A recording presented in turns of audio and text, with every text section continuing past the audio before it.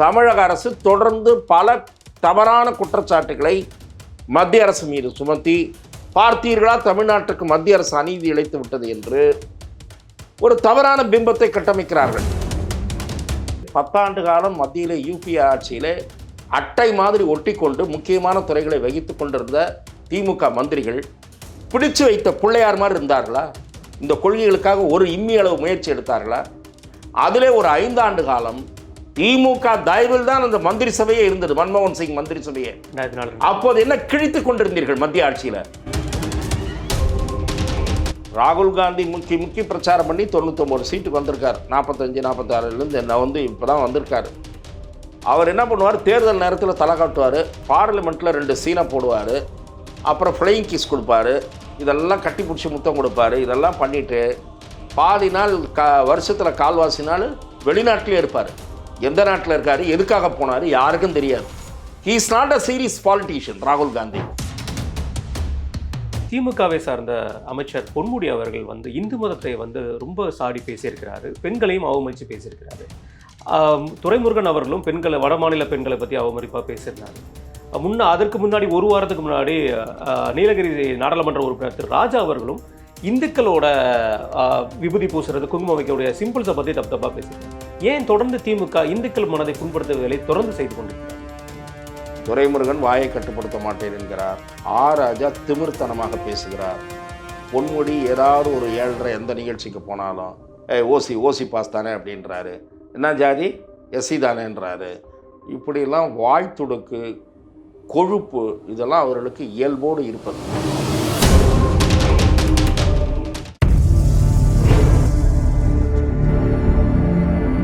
வணக்கம்.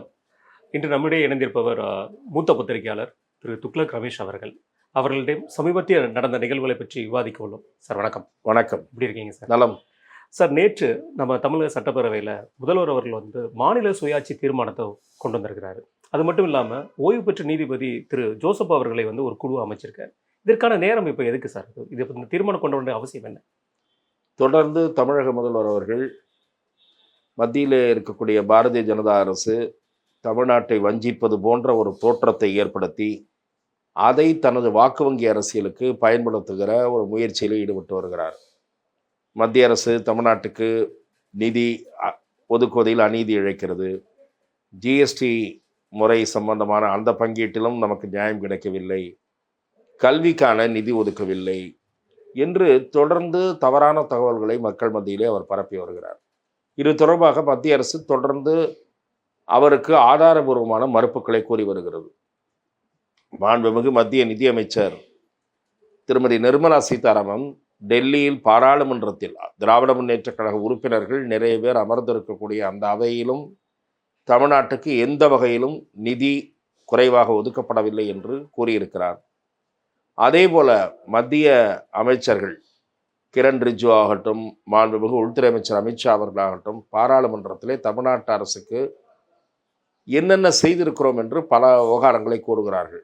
அண்மையிலே கல்வி விஷயத்திலே திராவிட முன்னேற்றக் கழகம் வைத்த குற்றச்சாட்டு, மும்மொழி கொள்கை விஷயத்தில் வைத்த குற்றச்சாட்டு, இவற்றுக்கெல்லாம் பதிலளித்த மத்திய அமைச்சர் தர்மேந்திர பிரதான் எந்த திட்டத்திற்காக ஒரு நிதி எல்லா மாநிலங்களுக்கும் தரப்படுகிறதோ அந்த திட்டத்தை தமிழக அரசு ஏற்க மாட்டேன் என்கிறது. ஏற்காத ஒரு திட்டத்திற்கு எப்படி நிதி தருவார்கள்? புதிய கல்விக் கொள்கையின் கீழ், அதே போல மும்மொழி திட்டத்தின் கீழ் ஒரு நிதி ஒதுக்கப்படுகிறது என்று சொன்னால் நாங்கள் 2யுமே ஏற்க மாட்டோம் என்று ஒரு அரசாங்கம் சொல்லுகிறது. ஏற்க மாட்டோம், நிதி மட்டும் கொடுங்கள். எதற்கு? எப்படி கொடுப்பார்கள்? ஏற்காத ஒரு திட்டத்துக்கு நிதி ஒதுக்குவார்களா? இவர்கள் தமிழ்நாட்டிலே மாநகராட்சியில் நடக்கிற வேலை மாதிரி நினைத்து கொண்டார்களா? போடாத ரோட்டுக்கு பில் எழுதுவார்களே, பொய்க்கணக்கு எழுதுவார்களே, அதை போல மத்திய அரசாங்கம் நிதி தராது. மாநகராட்சியில் சுரண்டுவதற்காக ஒரு திட்டம் போடுவீர்கள், ரோடு போட்டதாக. அப்புறம் எங்கே அந்த ரோடு? மழையிலே காணாமல் போய்விட்டது. மழைநீர் வடிகால்கள் அமைக்கிறோம் என்று இதே அரசு சொன்னது. அவ்வளவு வடிகால்கள் திட்டங்கள் நீங்கள் நிறைவேற்றியிருந்தால் எப்படி சென்ற வருட மழையின் போது சந்தி சிரிக்கிற அளவுக்கு எல்லா வீதிகளிலும், பல வீதிகளில் முழங்கால் அளவு, முட்டி அளவு தண்ணீர் தேங்கியது? ஆகவே நீங்கள் ஊழலுக்காகவே வகுக்கிற திட்டம் போல மத்திய அரசாங்கம் திட்டங்களுக்கு நிதி ஒதுக்க முடியாது. ஆகவே தமிழக அரசு தொடர்ந்து பல தவறான குற்றச்சாட்டுகளை மத்திய அரசு மீது சுமத்தி, பார்த்தீர்களா தமிழ்நாட்டுக்கு மத்திய அரசு அநீதி இழைத்து விட்டது என்று ஒரு தவறான பிம்பத்தை கட்டமைக்கிறார்கள். அதனுடைய நீட்சிதான் நீட் தேர்வு பற்றி சொன்ன புழுகு. அதே போல மாநில சுயாட்சி தீர்மானம். இதுனா மாநில சுயாட்சிக்கு குழு போடுவார்களா? எத்தனை குழு போடுவீங்க?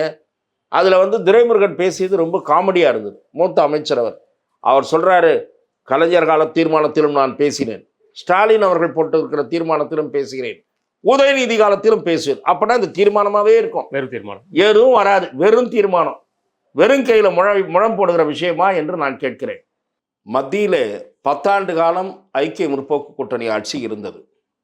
திராவிட முன்னேற்றக் கழகம் பல மாநாடுகளில் மாநில சுயாட்சி பற்றி ஒரு தீர்மானம் போடுகிறது. அப்போ அந்த தீர்மானத்தில் ஒரு அம்சமாக அல்லது அந்த தீர்மானத்தின் மீது பேசுகிற போது அல்லது திமுகவினுடைய கருத்தாக என்ன இதுவரை சொல்லி வந்தார்கள்? ரூபாய் நோட்டடிக்கிற அதிகாரம், இராணுவம், வெளியுறவுத்துறை போன்ற முக்கியமான துறைகள் மட்டும் மத்திய அரசிடம் இருந்தால் போதும், மீதி துறைகளை மாநில அரசுகளிடம் கொடுத்து விடலாம். இதுதான் அவர்கள் சொல்லுகிற சாராம்சம். நான் கேட்கிறேன், 10 ஆண்டு காலம் மத்தியிலே யூபிஏ ஆட்சியிலே அட்டை மாதிரி ஒட்டி கொண்டு முக்கியமான துறைகளை வகித்து கொண்டிருந்த திமுக மந்திரிகள் பிடிச்சு வைத்த பிள்ளையார் மாதிரி இருந்தார்களா? இந்த கொள்கைகளுக்காக ஒரு இம்மி அளவு முயற்சி எடுத்தார்களா? அதிலே ஒரு 5 ஆண்டு காலம் திமுக தயவில் தான் அந்த மந்திரி சபையே இருந்தது, மன்மோகன் சிங் மந்திரி சபையே. அப்போது என்ன கிழித்து கொண்டிருந்தீர்கள்? மத்திய ஆட்சியில் வெட்டி வேலை பார்த்தீர்களா? இந்த உங்கள் கொள்கைகளை நிறைவேற்றுவதற்கான செயல் திட்டத்தை ஏதாவது நிறைவேற்றி தான் ஆக வேண்டும். ஒரு அதிகாரம் ஒன்றும் இல்லை. கல்வியை மாநில பட்டியலுக்கு கொடுங்க, இழந்த உரிமையை கொடுங்கன்னு ஏன் கேட்டு வாங்க முடியல? கல்லு பிள்ளையார் மாதிரி உட்காந்துட்டு இருந்தாங்களா அவங்க மந்திரிகள்? கேட்குறேன், என்ன பண்ணிட்டு இருந்தாங்க? துட்டு பண்ணிட்டு இருந்தாங்களா? அதையாவது சொல்லுங்க. சேர சுமத்திர திட்டத்தில் போட்டு வாடுறேன் தூர் வாடுறேன்ற அந்த வேலையை பார்த்துட்டு இருந்தாங்களா? டெலிகம்யூனிகேஷனில் எப்படா துட்டு பண்ணலான்னு பார்த்துட்டு இருந்தாங்களா? என்ன வேலை பண்ணாங்க? ஆகவே ஊரை ஏமாற்றுவதற்கு இந்த தீர்மானம், வேற எந்த பயனும் இந்த தீர்மானத்தினால கிடையாது.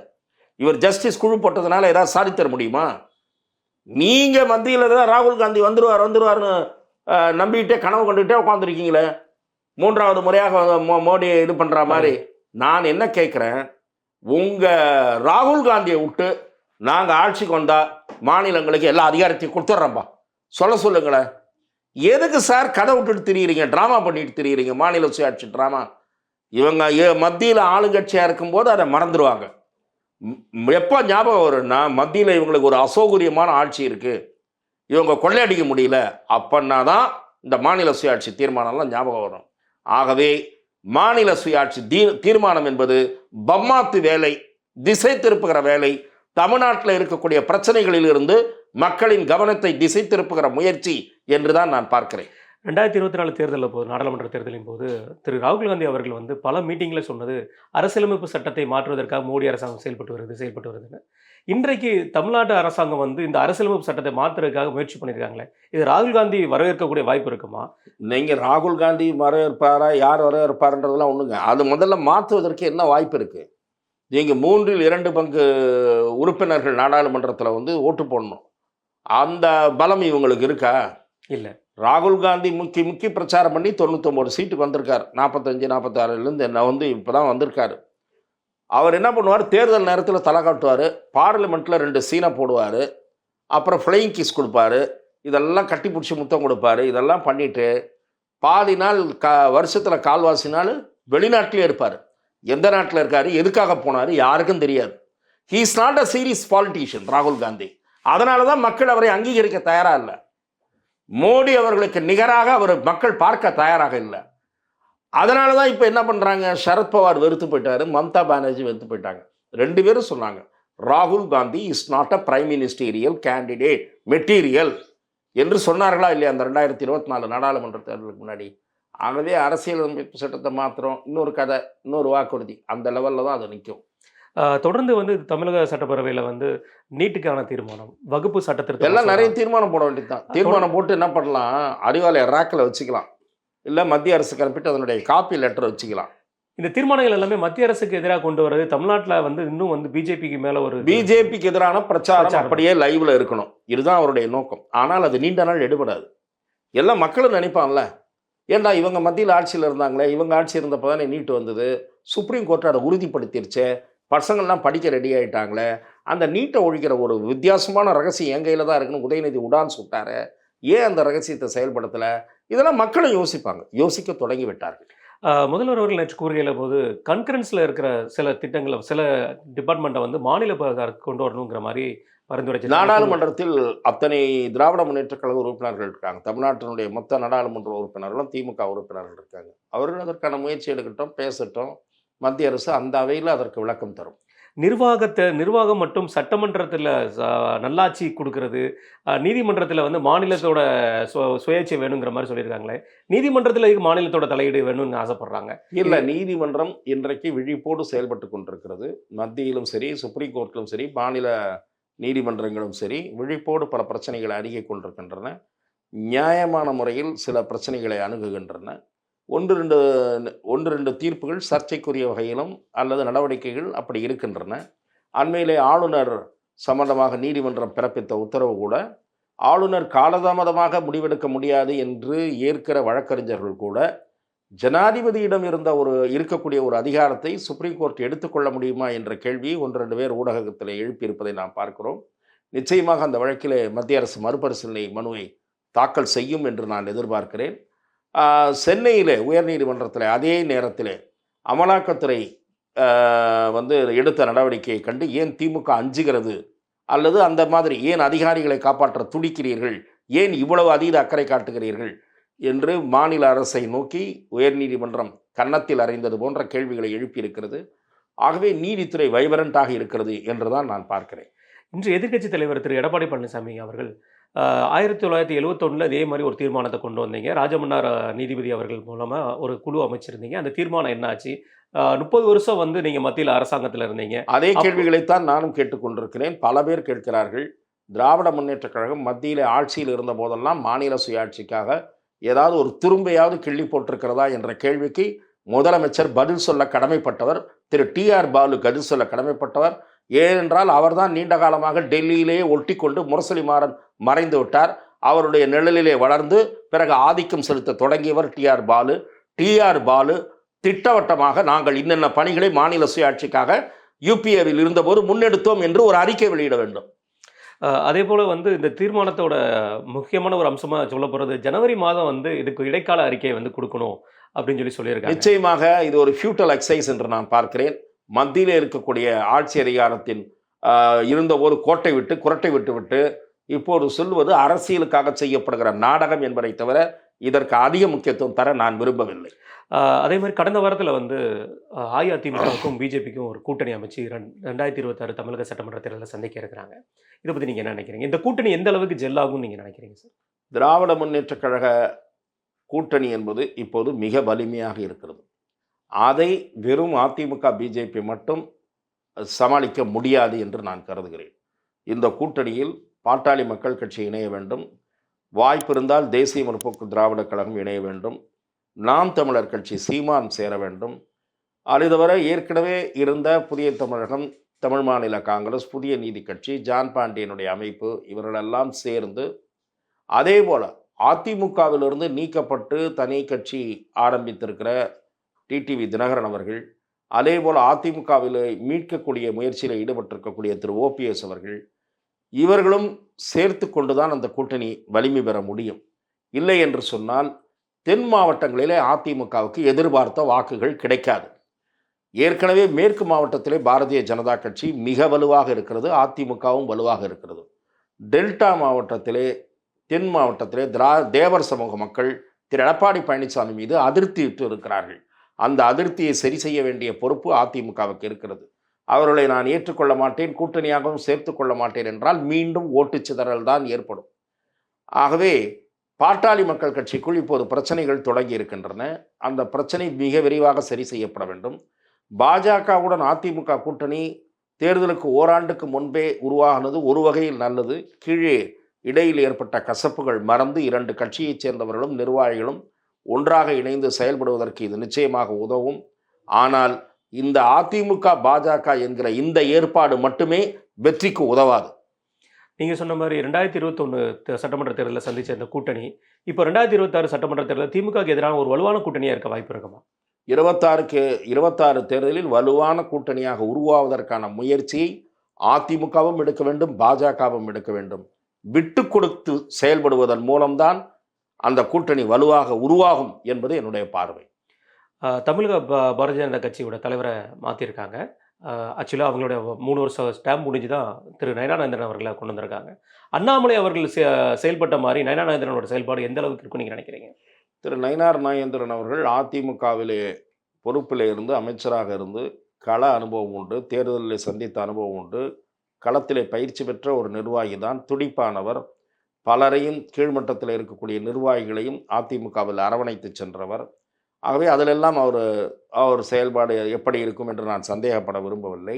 ஆனால் அண்ணாமலை போல வீரியத்துடன், வேகத்துடன், மோதுகிற தன்மையுடன் துணிச்சலான நடவடிக்கைகளை அவர் முன்னெடுக்க வேண்டும். அவர் பேச்சு வேண்டுமானால் சாந்தமாக இருக்கலாம், செயல்பாடு வேகமாக இருக்க வேண்டும். அண்ணாமலை அவர்கள் பாரதிய ஜனதா கட்சியை தமிழகத்தில் பேசுபொருளாகவும் அரசியல் அரங்கில் மைய புள்ளியில் கொண்டு வந்து நிறுத்தியவர். ஒரு துடிப்பான இளைஞர்.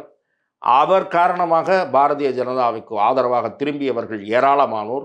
ஆகவே அண்ணாமலை அவர்களை பாரதிய ஜனதா கட்சி அவருடைய செயல்பாட்டுக்கு உரிய அங்கீகாரம் அளித்து அவருக்கு ஒரு உயர் பொறுப்பை தந்து அவரை தமிழக தேர்தல் களத்தில், பிரச்சார களத்தில் முன்னணியில் நிறுத்தினால்தான் அந்த அணிக்கு பெருமை, அந்த அணி வலுவடையும். அண்ணாமலை பேக் சீட்டில் இருந்தார்னா அந்த அணிக்கு பெரிய பலன் கிடைக்காது. ஆகவே அண்ணாமலை அவர்களும் தேர்தல் களத்தில் மிக முக்கியமாக முன்னிறுத்தப்பட வேண்டும். அதை பாரதிய ஜனதா கட்சி மேலிடம் உணர்ந்திருக்கும் என்று நான் நம்புகிறேன். அதை எடப்பாடி பழனிசாமியும் உணர வேண்டும். ஏதோ அவரை நிறுத்தினாலெல்லாம் ஓட்டு கிடைக்காது. பாரதிய ஜனதாவின் முகமாக அண்ணாமலை இருக்க வேண்டும் தேர்தல் களத்தில். அப்படி இருந்தால்தான் அது எதிர்பார்த்த பலனை தரும் என்பது என் பார்வை. திரு அண்ணாமலை அவர்கள் கடந்த 4 வருடமா மிக ஒரு வேகமான ஒரு செயல்பாடோட கொண்டவர். அவரோட செயல்பாட்டால் நாடாளுமன்ற தேர்தலில் ஒரு மிகப்பெரிய ஒரு வாக்கு சதவீதத்தை உயர்த்தியிருக்கிறார். இன்று அண்ணாமலை அவர்கள் இமயமலையில் போய் ஒரு டிராவலை பண்ணியிருக்கிறாரு. அகைன் தேசிய பொறுப்புக்கு அவர் மாற்றதாக இருக்காங்க. அவருக்கான உரிய அங்கீகாரத்தை பாரதிய ஜனதா கட்சி வழங்க நேருக்கு வாய்ப்பு இருக்குமா? நிச்சயமாக இருக்கும் என்று தான் நான் எதிர்பார்க்கிறேன். வழங்கினால்தான் தமிழகத்திலே இருக்கக்கூடிய பாரதிய ஜனதா பக்கம் திரும்பிய புதிய வாக்காளர்களும் சரி, பாரதிய ஜனதாவினுடைய கீழ்மட்ட நிர்வாகிகள், அண்ணாமலை என்று கோஷமிடுபவர்கள், அவர்களும் சரி உற்சாகத்தோடு களத்திலே தேர்தல் பணியாற்றுவார்கள். இதில் ஒரு தவறாக சொல்கிறாங்க, தெலுங்கானாவில் இதே மாதிரி தான் பிஜேபி ஒரு கூட்டணி கட்சி அமைக்கிறதுக்காக அங்கே உள்ள மாநில தலைவரை எலெக்ஷனுக்கு முன்னாடி மாற்றினாங்க.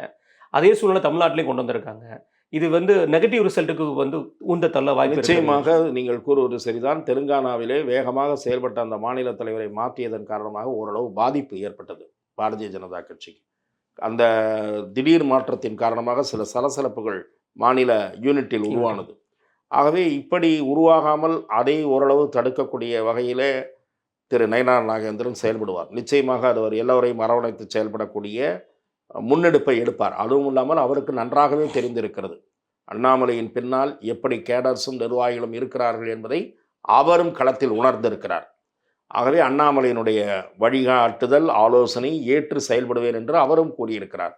ஆனால் பாரதிய ஜனதா கட்சியினுடைய மேலிடம் அண்ணாமலை ஆற்றிய சேவைக்கு உரிய அங்கீகாரத்தை தந்தால்தான் இங்கே இருக்கக்கூடிய வாக்காளர்கள் திருப்தி அடைவார்கள்.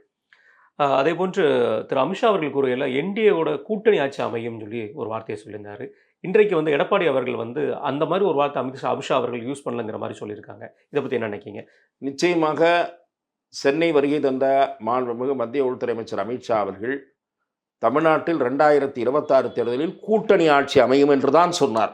திரு எடப்பாடி பழனிசாமி மறுப்பது தவறான தகவல். தொலைக்காட்சி வாயிலாக நான் பார்த்தேன் செய்தியாளர் சந்திப்புக்கு போயிருந்தவர்களும் அதை உறுதிப்படுத்தினார்கள். அடுத்த நாள் பத்திரிகைகளிலும் வெளிவந்தது. எல்லா பத்திரிகைகளுமா தப்பா போட்டார்கள்.